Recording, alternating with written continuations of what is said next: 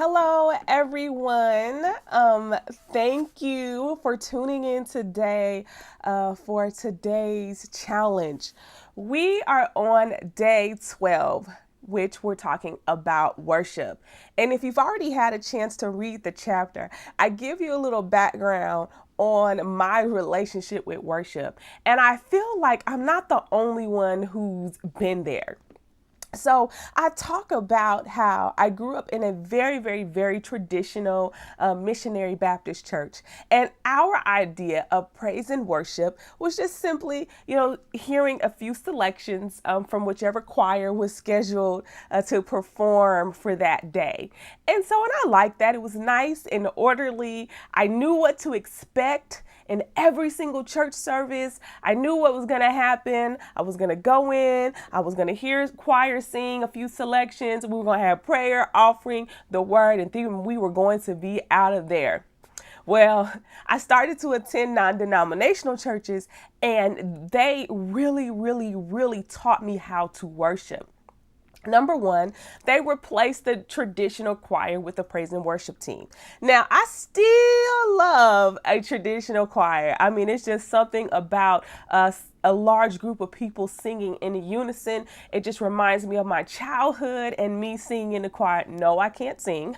And me singing in the choir and learning a lot of the Bible scriptures and principles that I stand on today, I learned them through song as a child singing in a choir. But man, praise and worship, with the praise and worship team is amazing. So instead of being serenaded, you are encouraged to participate. So now you are actually participating in the praise and worship process. And so what I started to realize was that, man, when I participated in the songs instead of being serenaded, then I started to experience major breakthrough.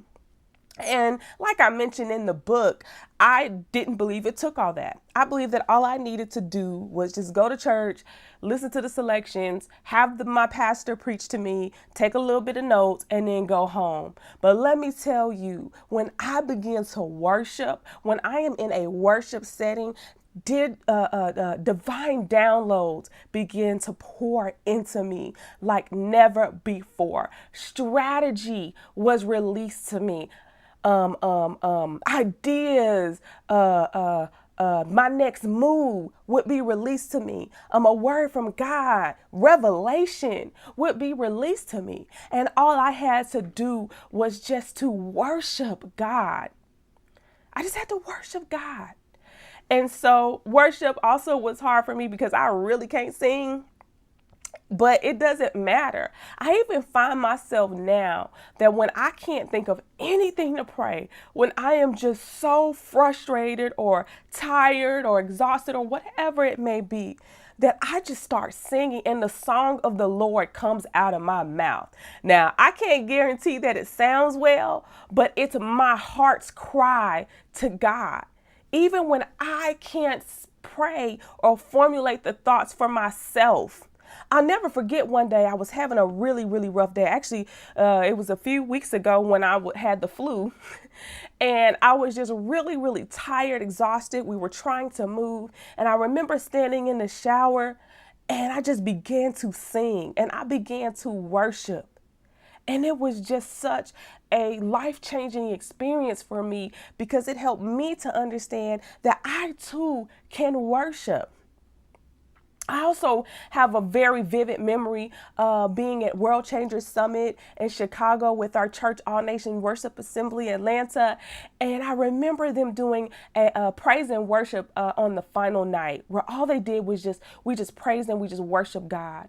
When I tell you God showed up, I mean, he literally led me down a path and gave me a blueprint for what exists right now, for the things that I'm walking out in 2018. And that was in October of 2017. So if you are waiting for a divine strategy, revelation, anything, if you need answers, if you need a word from God, I suggest that you fall to the ground and begin to worship. Allow yourself to be filled with the Holy Spirit. Sing the song of the Lord. Begin to sing how much you love God. Even if you can't sing, because I've done it and I'm telling y'all, y'all do not want to hear me sing. Or you can find your favorite worship song and sing along to it. So, guys, I hope you fully understand, after reading today's chapter, why you need to worship. And again, like mentioned in the chapter, I I suggest that you spend 1 to 2 minutes daily in praise and worship. During that time that you're spending with God every morning, that 15 minutes, go ahead and add 2 minutes onto that where you are worshiping God first before you seek Him for answers. And I can almost guarantee, not almost, I can guarantee that your life and the strategy and the wisdom and everything that you need will be released in that 15 minutes. God is going to do more in that 15 minutes that you spend with Him and that 2 minutes of praise and worship than what you're going to get all day. You're going to have strategy for your next move. You're going to have strategy for resources that you're looking for. It's going to come through that praise and worship. It's going to come through spending that time with God. All right, guys.